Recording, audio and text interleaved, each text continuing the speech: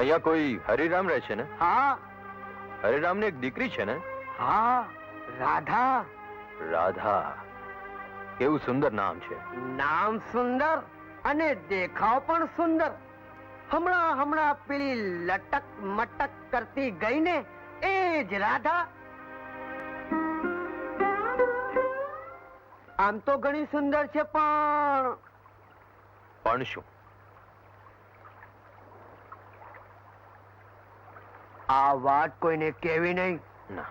રાધા પૂરી બચલન છે, એક પછી એક. પહેલા પેલો ઠાકોર પૃથ્વીસિંહ, પછી પેલો મુફલીસ ઘોડાવાળો, અને હવે ના જાણે કોણ.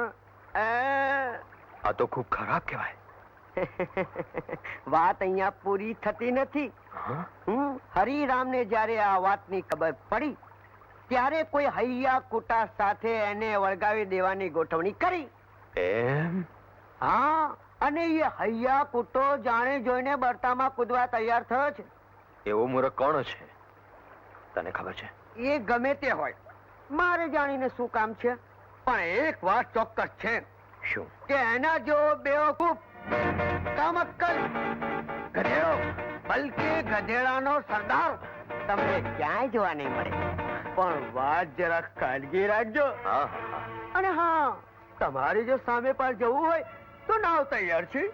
ના ના, હું તો આમ જ ફરવા નીકળ્યો હતો. હા હા, 2-4 કલાક આંટા મારીને ચાલ્યો જઈશ. રામ રામ. રામ રામ.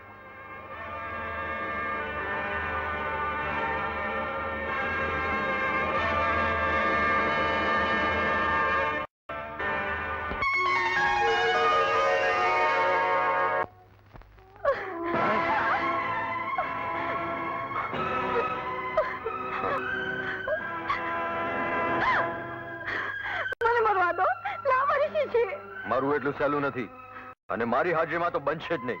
પણ તમે મને શા માટે રોકો છો? હું મોરારી છું, શિવગઢના સરપંચનો દીકરો, અને તારો થનારો પતિ.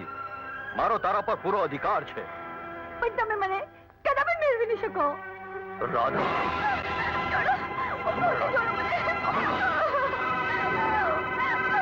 રાધા, સાંભળી લે મારી વાત. ખબરદાર, ખબરદાર, ફરીથી મરવાની કોશિશ કરી છે તો તમારે પગે પડું છું, મને મરવા દો. તમારું મોટું ઉપકાર થશે. મારે ઉપકારની જરૂર નથી. અને સાંભળ, તારો પહેલો પ્રેમી જે સામે કિનારે રહે છે ને, એની તો હું ખરેખર ખબર લઈ નાખીશ. નહીં, એવું કાંઈ નહીં કરતા. હું તારી કોઈ વાત સાંભળવા માંગતો નથી. આવા ઢોંગ ધતિંગ મારી પાસે નહીં ચાલે. તું મારા ખાનદાનની આબરૂ ઉપર પાણી ફેરવવા માંગે છે? હું કોણ? શિવગઢના સરપંચનો દીકરો, મોરારી. હું જીવી પણ નથી શકતી, અને નથી તમે મરવા દેતા. હવે તું સમજી લાગે છે. તમે બધી વાત જાણો છો કે હું અને ગોપી એકબીજા વગર જીવી નહીં શકે. માટે મને મરવાની રજા આપો. ફરીથી મરવાની કોશિશ કરી તો હું તને આખા ગામમાં ફેરવીશ અને તારા બાપનું નાક પાડીને રહીશ. નહીં, એવું કઈ નહીં કરતા. તો સોગંદ ખા કે તું મરવાનો પ્રયત્ન ફરીથી કદી નહીં કરે. હું સોગંદ ખાઉં છું. એમ નહીં, એનો સોગંદ ખા. શું નામ છે એનું? એ જ તારો પ્રેમી. એનો સોગંદ તું જરૂર પાડશે. બોલ. હું ગોપીને સોગંદ ખાઉં છું કે ફરીથી મરવાનો પ્રયત્ન નહીં કરું. અને હંમેશા તું મારા કયા પ્રમાણે ચાલીશ? એમ જ કરીશ. બસ, તો તું હવે ઘરે જા, અને આ શિષ્ય હવે હું મારી પાસે રાખીશ. જા.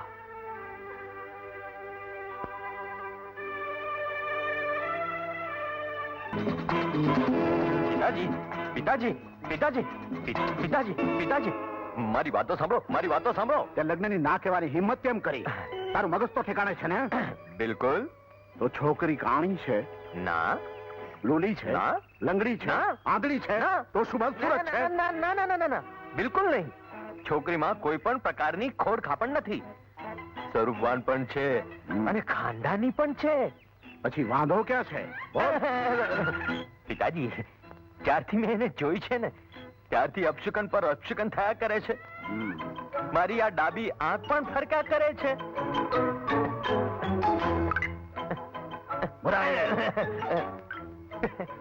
પિતાજી, મારું માનીને આ લગ્નની ના જ કીધો. વધારે બોલવાની જરૂર નથી. સાંભળી લે, આ સરપંચની બંદૂકની નાવને જોઈને શુકનમાં બદલાઈ જાય છે, સમજો.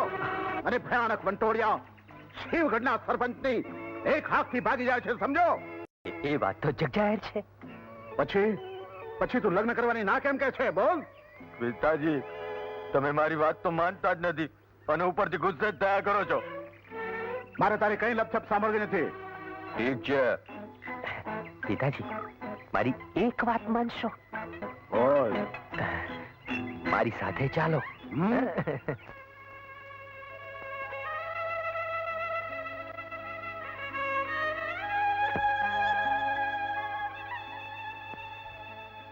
રાધા, દુલારી, મારી બેન, તું આવી ગઈ? ગોપીના શું સમાચાર છે?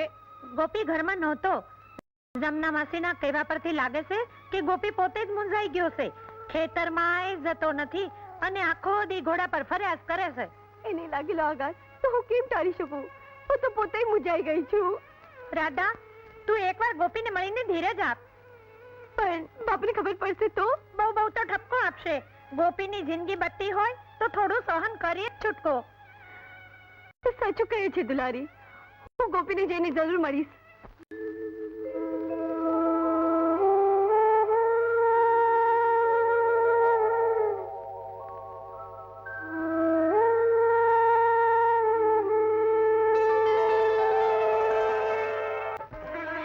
રાધા, ગોપી, તું સપનું તો જોતો નથી ને?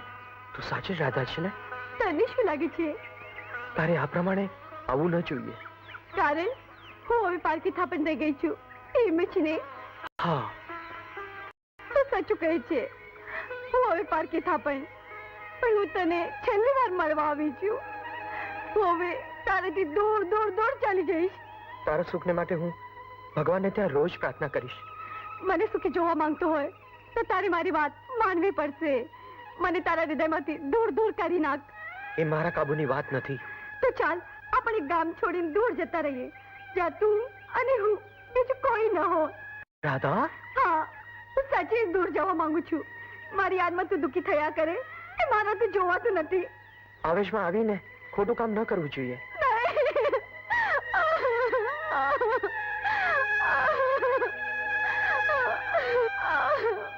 રાધા, મને નાનું ન કર. તું જ બતાવ કે હવે હું શું કરું. પહેલી તકે તારે ઘરે જવું જોઈએ. તારી એ જ મરજી કે? હા. તો હવે છેલ્લી વિદાય.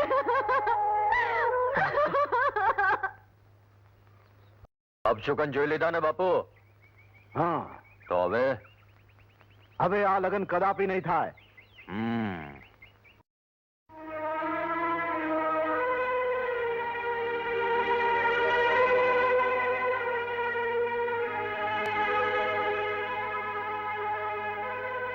કેમ બેટા, આજે બહુ ઉદાસ છે? કઈ નહીં બાપુ, જૂની વાત યાદ આવી ગઈ. મનમાં મૂંઝવણ થાય છે. વખત જતા શાંતિ થઈ જશે બેટા. ગોપીને તો તારે ભૂલવો જ રહ્યો. ગોપીને ભૂલે કે ન ભૂલે, પણ મને તમારા કાવતરાની ગંધ આવી ગઈ છે. કોણ? રામ? આવ આવ. હું અહીંયા બેસવા નથી આવ્યો, સમજો. પણ હું આજે ફેસલો કરવા આવ્યો છું. ફેસલો. ફેસલો? કેવો ફેસલો? એ તો તારી લાડકી દીકરીને પૂછી જો. સગાઈ મારા દીકરા સાથે અને સંબંધ એક ભિખારી સાથે. નાલાયકીની પણ કઈ હદ હોય છે.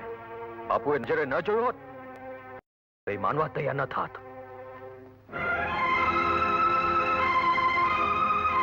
બેટા,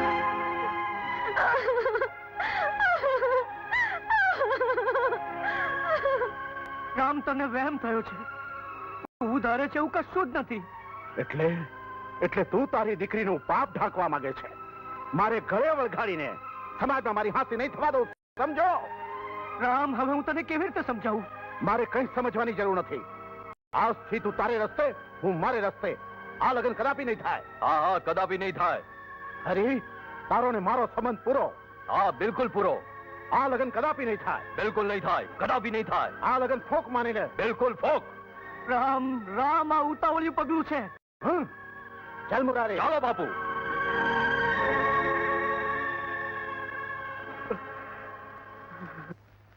તું હા હું તું હજી જીવે છે? બાપુજીના ગયા પછી મનસુ કાકા પણ ચાલ્યા ગયા અને હું તમારી અનામત સાચવવા અહીં જ રોકાઈ ગઈ. એટલે આપણું બાળક.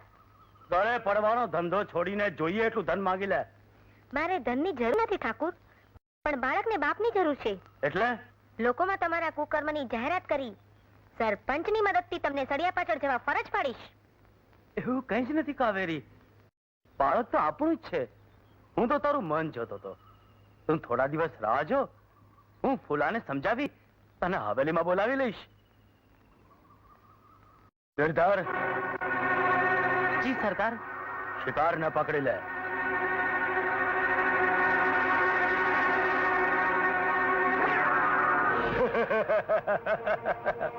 ગિરધર, બહાર આવે હરામખોરોને.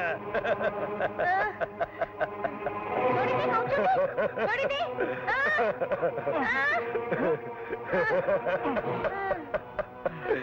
છોડ.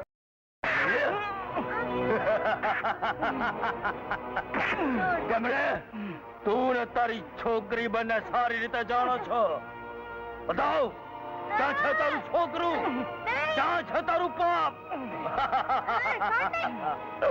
તું એમ નહીં માને એમ જ ને?